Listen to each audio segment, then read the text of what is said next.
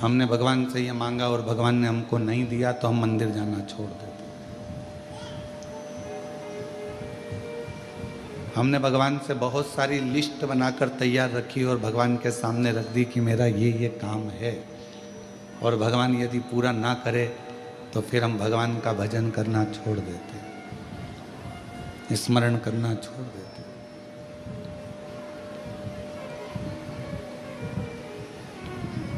पर कभी विचार करो, अपनी एप्लीकेशन लगाकर रख दो, स्वीकार होगा तो ठीक है और स्वीकार नहीं होगा तो ठीक है। अपन ने तो अपनी एप्लीकेशन लगाई, अपन ने तो अपनी एप्लीकेशन सामने रख दी है, टेबल पर पहुंच गई है। अब उसको वो स्वीकार करेंगे नहीं करेंगे ये उनके ऊपर निर्भर करता है। तेरे मंदिर में आना मेरा काम है और मेरी बिगड़ी बनाना तेरा काम। हम परमात्मा के मंदिर तक पहुंच गए, हम भगवान के दरवाजे तक पहुंच गए, हम भगवान की चौखट तक पहुंच गए। फिर वो दर्शन दिखाए ना दिखाए, स्वीकार करे ना करे, अपनाए ना अपनाए, ये उसकी मर्जी है। कहाँ बैठकर कथा सुन रहे हो? कुबेरेश्वर बाबा की गोद में, अपने पिता की गोद के अंदर बैठकर आप कथा कर भगवान शंकर की कथा को सुन रहे हो।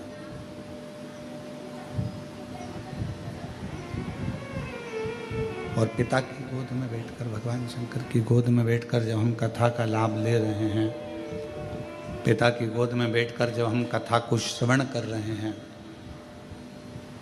बच्चा सबसे ज़्यादा सेफ, बच्चा सबसे ज़्यादा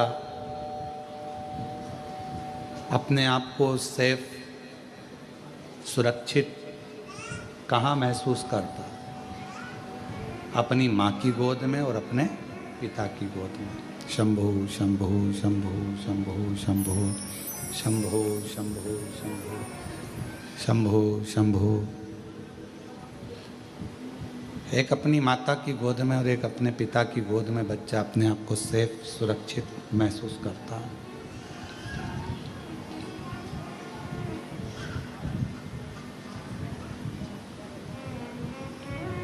बाकी का कोई भी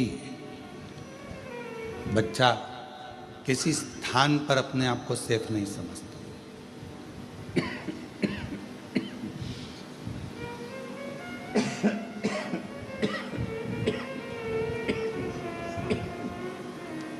गला बहुत पकड़ रहा है, माइक आवाज़ ठीक नहीं, आपको सुनने में कैसा लग रहा है? आप भी तो जानो कि सुनाई सही दे रहा है, अच्छा लग रहा है, ये आपको मालूम होना चाहिए।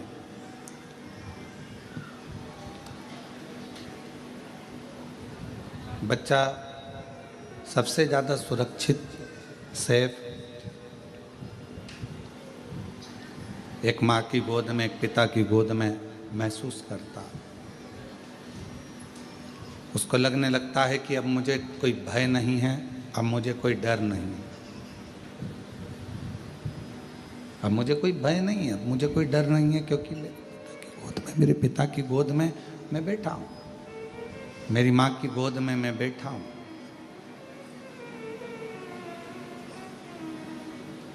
अब मुझे कोई टेंशन नहीं है, अब मुझे कोई चिंता नहीं है, अब मुझे कोई परेशानी नहीं है। तब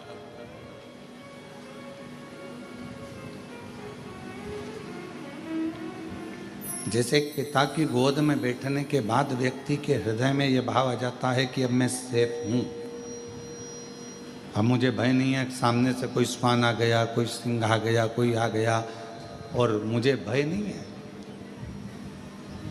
कुबेरेश्वर धाम पर आप जितने भी बैठकर कथा को श्रवण कर रहे हैं, पितृपक्ष में या ऑनलाइन टीवी के सामने बैठकर, मोबाइल पर, दुकान पर, कहीं पर भी बैठकर शिव महापुराण की कथा यदि आप श्रवण कर रहे हैं, तो आपको यह महसूस होना चाहिए कि अब हम भगवान शंकर की गोद में बैठ गए हैं। हमें अब संसार का कोई भय नहीं है, हमें कोई भय का हमको डर नहीं सकती, हमको कष्ट नहीं दे सकती, हमको परेशान नहीं कर सकती। अब हमको इसका भय नहीं, अब हमें उसका कष्ट नहीं।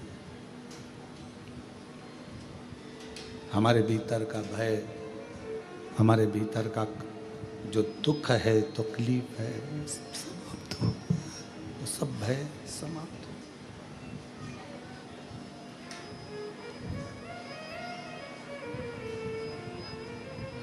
उसी तरह भगवान शिव की कथा में, भगवान शंकर के चरणों में, भगवान शंकर की कथा में, भगवान शंकर की इस पवित्र गोद में बैठकर जब हम जितनी देर आप शिव महापुराण की कथा में बैठें, जितनी देर आप भगवान शंकर की ये विरल कथा को धारण करें, जितनी देर आप भगवान शिव की पवित्र कथा को अपने हृदय में, अपने चित्त में, अपने मन में उतारें, उतनी देर अपने मन में ये भाव रखें कि मैं शिव की गोद में बैठा हूँ, मेरे पिता की गोद में बैठा हूँ। और ये निश्चित है, पिता की गोद में से जब बच्चा उठता है, पापा का मोबाइल, पेन, जेब में कोई सामान होता है वो, या कोई सामग्री बच्चा लेकर उठता है।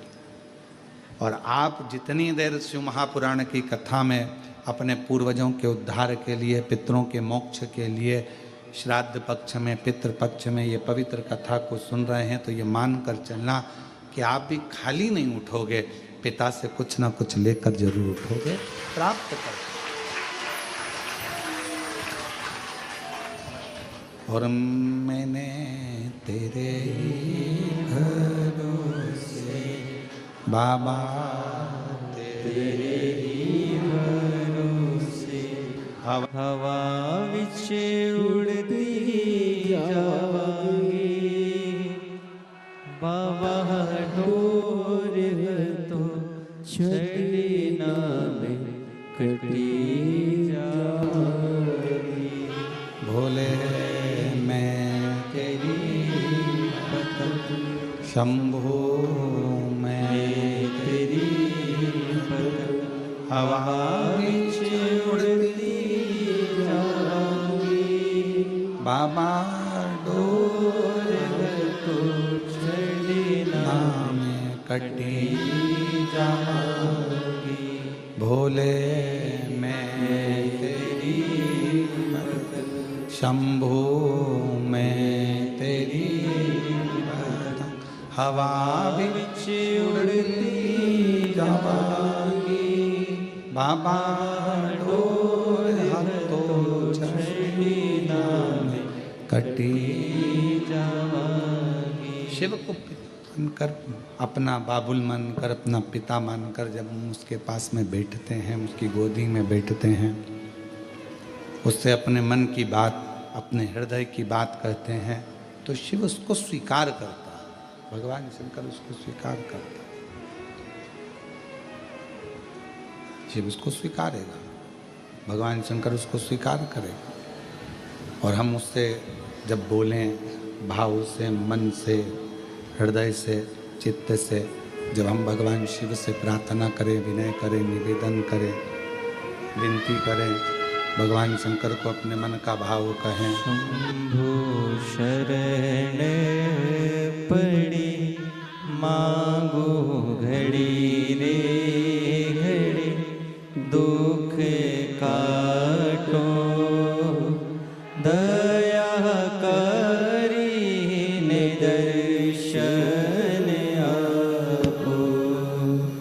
शंभो शरण पड़ी मांगो घड़ी रे घड़ी, दुख काटो दया करी ने दर्शन आपो। तो हम भगवान शिव से जब अपने मन का भाव कहें, प्रेम से, अपनी मन की वाणी से, हृदय से शिव को कुछ कहें, तो शिव उसको स्वीकार करते, भगवान शंकर उसको सुनते, स्वीकारते। पर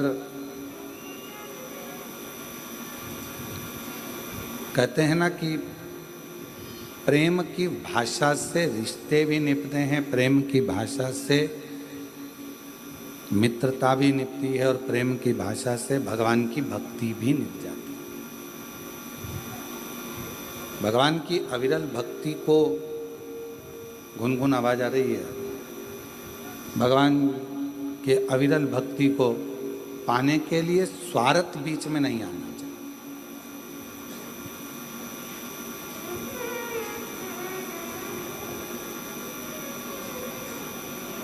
मान लो नहीं दिया परमात्मा ने, हो सकता है कि तुम्हारा दुख, तुम्हारी परेशानी, तुम्हारा कष्ट, तुम्हारी तकलीफ भगवान ने नहीं काटी।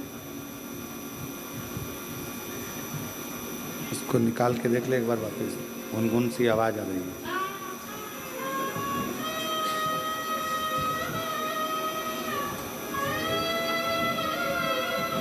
भजन शरण पड़ी मांगो घड़ी रे घड़ी, दुख काटो दया करी ने दर्शन आपो।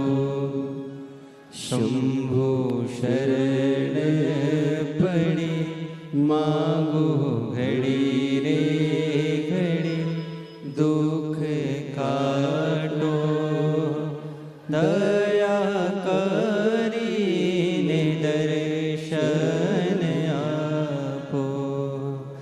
शंभु शरण पड़ी मांगो घड़ी रे घड़ी, दुख काटो दया करी ने दर्शन आपो।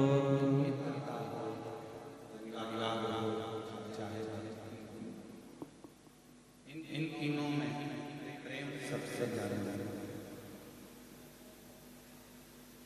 इसमें स्वार्थ भगवान की अगर कर रहे हो, भगवान तो स्वार्थ जहाँ स्वार्थ में आया रिश्ते निभाना है तो रिश्ते निभाने में स्वार्थ नहीं आना। संबंधों के बीच में जब स्वार्थ आ जाता है तो फिर वो संबंध, वो रिश्ते, वो नाते सब खत्म हो जाते हैं, तो सब समाप्त हो गए। मित्रता के बीच में अगर स्वार्थ आ गया तो वो भी समाप्त हो गया। जाओ भगवान के मंदिर में एक लोटा जल चढ़ाने के लिए, पर मान लो अगर तुम्हारा कोई कार्य नहीं हुआ, तुम्हारा कोई कार्य भगवान ने नहीं स्वीकार करा, तुम्हारा कोई कार्य भगवान स्वीकार नहीं करे, तो उसमें ये नहीं कि मैं कल से मंदिर ही नहीं आऊँगी, मैं भगवान का भजन ही नहीं करूँगी, मैं स्मरण ही नहीं करूँगी, मैं तो शिव को मानूंगी ही नहीं, भगवान की भक्ति ही नहीं करूँगी, भगवान का भजन ही नहीं करूँगी।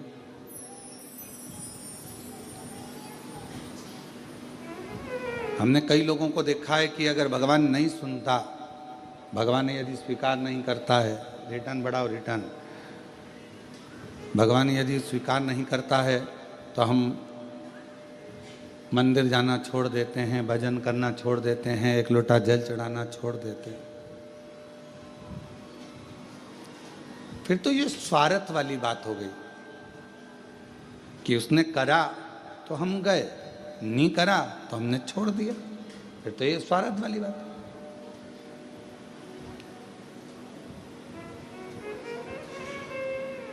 अजामिल की कथा का स्मरण करिएगा जरा। श्रीमद् भागवत का एक पवित्र चरित्र कहता है, अजामिल की कथा कहती है, अजामिल का पवित्र चरित्र वर्णन करता है।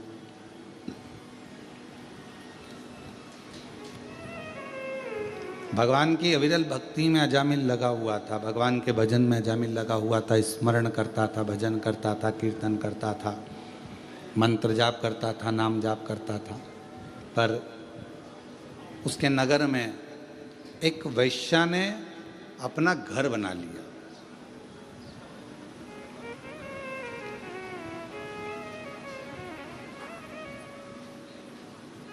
और वैश्या उस घर में रहने लगी। बड़ा सुंदर भवन बनाया। पूरे नगर में सूचना हो गई कि इस घर में जो नारी रहती है, स्त्री रहती है, वो बड़ी सुंदर है, वो वेश्या बड़ी सुंदर। अब इतनी चर्चा सुनी तो मन में उमंग तो उत्पन्न हुई ना कि एक बार जाके देखें तो सही। कई लोगों के मन में रहता है, कुबेरेश्वर धाम के जब चित्र देखते हैं, फोटो देखते हैं या वीडियो देखते हैं तो उनके मन में भाव उत्पन्न हो जाता है, उनके मन में भाव आता है। कुबेरेश्वर धाम के जब चित्र फोटो ये नहीं चल रहे हैं क्या? आके सुनो तो सही इसको। कुबेरेश्वर धाम के जब चित्र देखते हैं, फोटो देखते हैं या वीडियो देखते हैं तो उनके मन में भाव उत्पन्न हो जाता है कि एक बार जरा जाके देखें तो, दर्शन तो करें।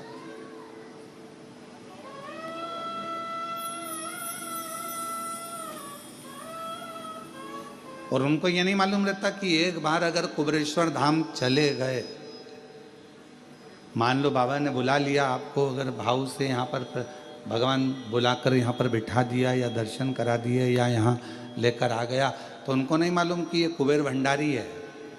एक बार अगर हाथ पकड़ लेता है तो वो बुलाता ही रहता है, फिर छोड़ता नहीं, फिर वो छोड़ता नहीं है। उसका नाम ही कुबेरेश्वर बाबा है।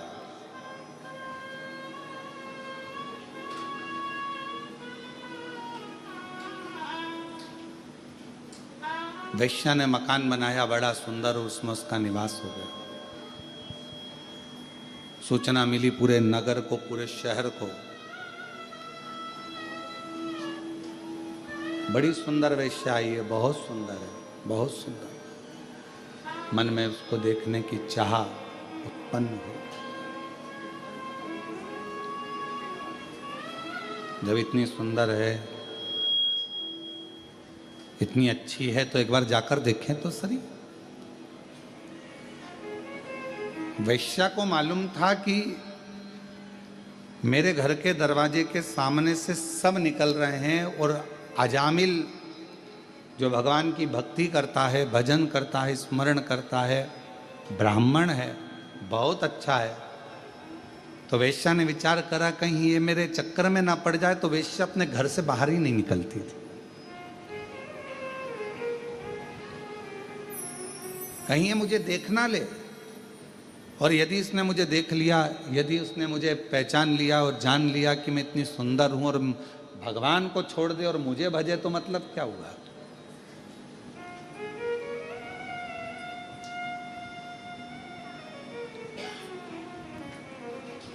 अब ईमानदारी से बोलो, आप थी वो वैश्या, श्रीमद् भागवत में लिखा है, पर उसके हृदय में भगवान के प्रति कितना भाव होगा, कितने हृदय से वो परमात्मा की समर्पित होगी।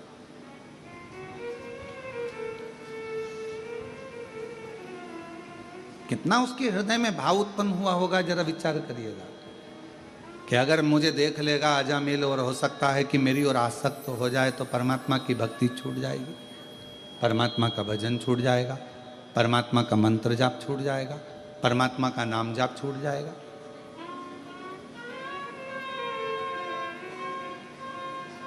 घर से ही नहीं निकली है वैश्या, घर से ही नहीं निकलती। पूरे नगर में सूचना हो गई कि गांव में एक वैश्या ने अपना घर बनाया है, वैश्यालय बनाया है, और वहां पर जो वैश्या रहती है वो बड़ी सुंदर है। पूरे नगर में सूचना हो गई, सब दूर खबर हो गई, तो सबके देखने का मन उसमें बहुत बढ़ने लगा कि मन से कि कम से कम हम एक बार जाकर देखें तो। सबने देख लिया और सब सूचना दे रहे हैं।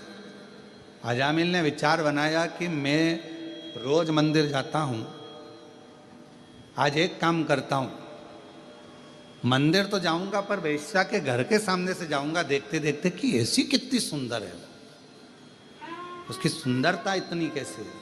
आज मैं जाऊंगा तो जरा उसके घर के सामने से निकल कर जाऊंगा। और अजामिल वैश्या के घर के सामने से निकला, पर वैश्या का दर्शन नहीं हुआ,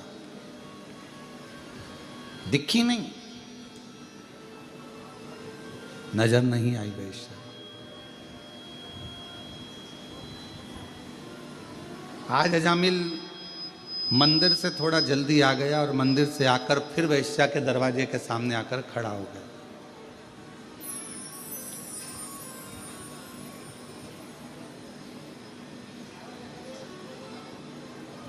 जो पथ भटकाने वाले होते हैं ना, वो परमात्मा का जो समय होता है उसको खींचते हैं। भगवान का जो समय है, पथ भटकाने वाले परमात्मा के समय को अपनी ओर खींचने का प्रयास करते हैं।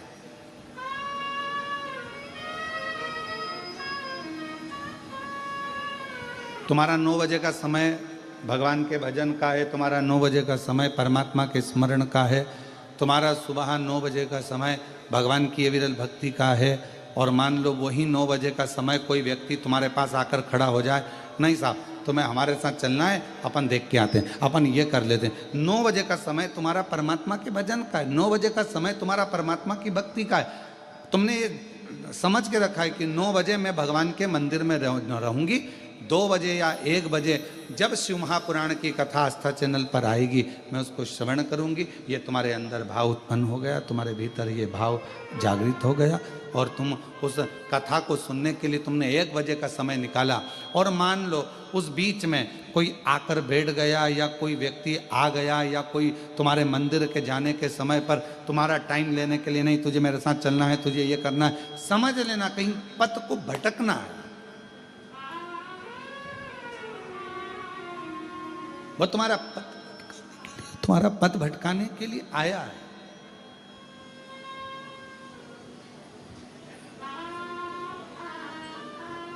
अब अजामिल समय निकालता है और अजामिल वेश्या के घर के सामने जाकर खड़ा हो जाता है।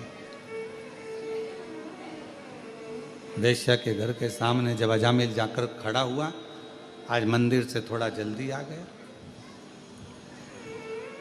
वेश्या नहीं दिखी। श्रीमद् भागवत में लिखा है अजामिल का चरित्र कि अजामिल बारंबार वेश्या के घर के सामने से जाता है और बारंबार वो वेश्या दिखती नहीं है। अभी तक आधा घंटा खड़ा होता था, अब 1 घंटा खड़ा होने लगा, फिर 2 घंटा खड़ा होने लगा, 3 घंटे खड़े होने लगा, फिर धीरे धीरे धीरे धीरे अजामिल मंदिर का पथ छोड़कर, मंदिर में जाना छोड़कर वेश्या के दरवाजे पर ही खड़ा रहता है। वेश्या के दरवाजे,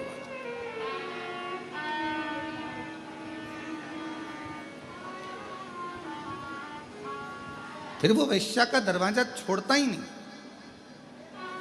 और अब तो उसने एक संकल्प ले लिया कि जब तक मुझे वो वेश्या नहीं दिखेगी तब तक मैं घर नहीं जाऊंगा और ना मैं भोजन करूंगा। अब शिव महापुराण में श्रीमद् भागवत में एक बड़ा सुंदर चरित्र आता है। श्रीमद् भागवत में वर्णन किया गया कि श्रीमद् भागवत में कहा गया कि इतना त्याग अजामिल ने एक वेश्या के लिए करा, और मान लो उतना त्याग अजामिल मेरे ओघड़दानी भगवान शिव के लिए कर देता तो शायद शिव का दर्शन हो जाए, भगवान शंकर का दर्शन हो जाए।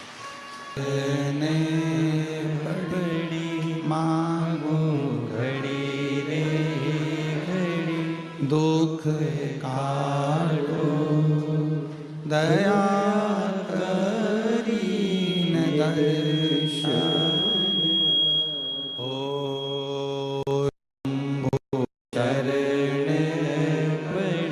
मांगू घड़ी रे घड़ी, दुख काटो दया करी दर्शन आपो। एक वेश्या के लिए उसने भोजन छोड़ दिया, एक वेश्या के लिए उसने घर छोड़ दिया, और दिन भर वो वेश्या के घर के सामने जाकर खड़ा हो जाता है, वेश्या के घर के सामने खड़ा रहता है, ना भोजन करता है, बस उसको देखना है, उसको निहारना है, खड़ा इंतजार कर रहा है। वेश्या नहीं निकली। वेश्या के पास में एक युवान पुरुष पहुंचा और उस युवान पुरुष ने वेश्या वैश्या एक बात बता। उस युवान पुरुष ने जाकर कहा, शंभु शंभु शंभु शंभु। उस युवान पुरुष ने वैश्या के पास जाकर पूछा कि वैश्या ये बता कि तेरे दरवाजे पर एक अजामिल बहुत दिन से खड़ा हुआ है, 3 दिन हो गए उसको, ना उसने खाना खाया, भोजन किया, ना पानी पिया और ना वो अपने घर गया। ना वो भोजन कर रहा है, ना वो पानी पी जा रहा है, ना पानी पी रहा है, ना भोजन कर रहा है, ना अपने घर जा रहा है। तो मुझे एक बात बता वैश्या कि तू एक बार उसको मिल क्यों नहीं लेती? जब इतना जिद कर रहा है, इतना जिद्दी हो गया है, इतना जिद कर कर यदि वो खड़ा है, तो फिर तू एक बार जाकर उससे मिलती क्यों नहीं? तू एक बार उसके पास पहुंचती क्यों नहीं?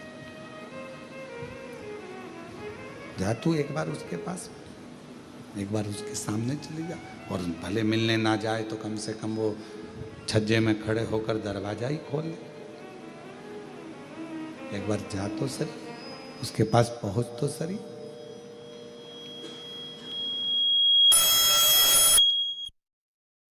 जा वैश्या। वैश्या ने कहा कि जाने को तो मैं अब भी दरवाजा खोलूं और उस अजामिल के पास में पहुंच जाऊं, अजामिल के पास में चली जाऊं, परंतु दरवाजा खोलूंगी और अजामिल के पास पहुंच जाऊंगी, मना नहीं है, पर मेरा मन कहता है कि अजामिल बहुत सत्संगी है। मेरा मन कहता है कि अजामिल बहुत भगवत प्रेमी है। मेरा मन कहता है कि अजामिल बहुत भगवत भजन करने वाला, और एक भजन करने वालों को भजन से निकाल कर मैं अपने में लगा लूं तो ये श्रेष्ठता नहीं है मेरी।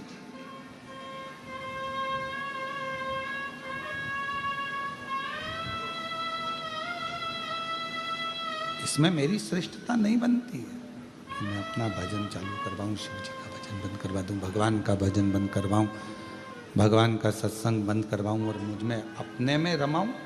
ये मेरी श्रेष्ठता नहीं है, ये मैं नहीं कर सकता।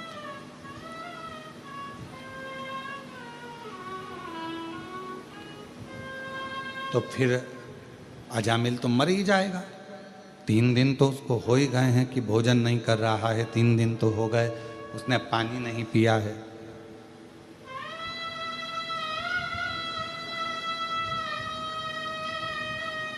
तीन दिन तो हो गए उसने पानी नहीं पिया, भोजन नहीं किया, फिर तो वो मर जाएगा, प्राण छूट जाएगा। वैश्या कहती है मैं जानती हूं कि वो इतनी जल्दी मरने वाला नहीं है।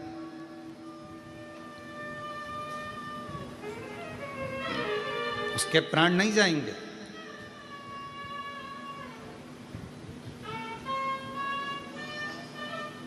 फिर भी वैश्या तुझे तो जाना तो चाहिए। 4 दिन हो गए, 5 दिन हो गए, अजामिल खड़ा बैठा भी नहीं। 5वें दिन वैश्या ने दरवाजा खोला, अजामिल ने उसको देखा और देखते से ही अजामिल ने कह दिया कि तुम इतनी सुंदर हो, मैं तुम्हें अपनी अर्धांगिनी बनाना चाहता हूं, अपनी पत्नी बनाना चाहता हूं। तुम मेरी पत्नी बन जाओ, तुम मेरी अर्धांगिनी बन जाओ, तुम मेरी बन जाओ।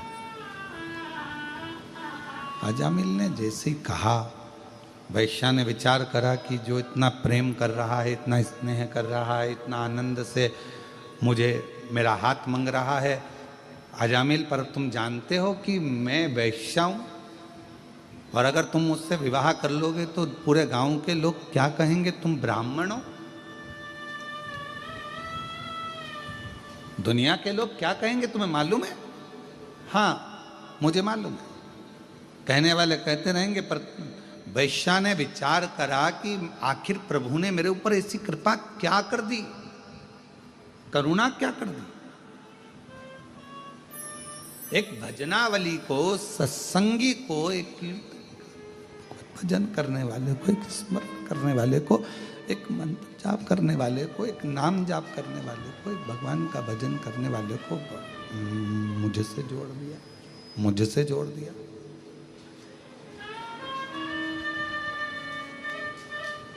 और मैंने तेरे ही भरोसे बाबा तेरे ही भरोसे हवा विच उड़ती जावांगे बाबा डोर हथों छड़ी नाम कटी जावांगे भोले मैं तेरी पतंग शंभु मैं तेरी पतंग हवा विच उड़ती जावांगी बाबा डोर हथों छड़ी नाम कटी जावांगी। तो वैश्या ने विचार करा कि आखिर परमात्मा ने मेरे ऊपर इतनी कृपा इतनी करुणा इतनी उदारता कैसे कर दी, प्रभु ने मेरे ऊपर इतनी बड़ी कृपा कैसे कर दी। ये भजन करने वाला, ये कीर्तन करने वाला, ये मंत्र जाप करने वाला, ये नाम जाप करने वाला, ये स्मरण करने वाला, ये मेरी मुझसे जुड़ गया, मतलब ये प्रभु की ही तो कृपा, ये उनकी तो उदारता, ये उन्हीं की तो दया।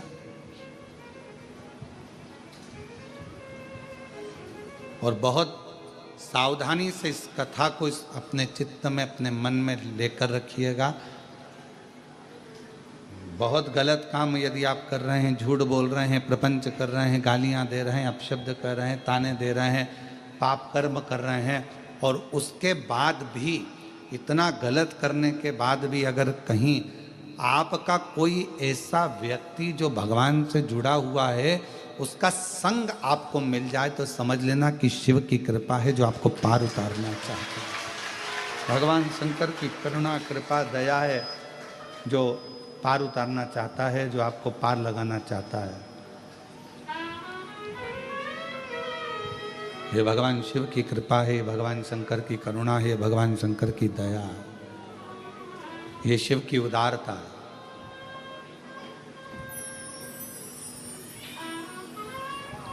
और कोई पिछले जन्म के अच्छे कर्म मुझे बाबा तेरा साथ मिला, कोई पिछले जन्म के अच्छे कर्म मुझे बाबा तेरा साथ मिला। जहाँ सारी दुनिया झुकती है, जहाँ सारी दुनिया झुकती है, मुझे वो आली दरबार मिला, दरबार मिला। कोई पिछले जन्म के अच्छे कर्म मुझे बाबा तेरा साथ मिला, कोई पिछले जन्म के अच्छे कर्म मुझे बाबा तेरा साथ मिला। जहाँ सारी दुनिया झुकती है, जहाँ सारी दुनिया झुकती है, मुझे वो आली दरबार मिला, दरबार मिला।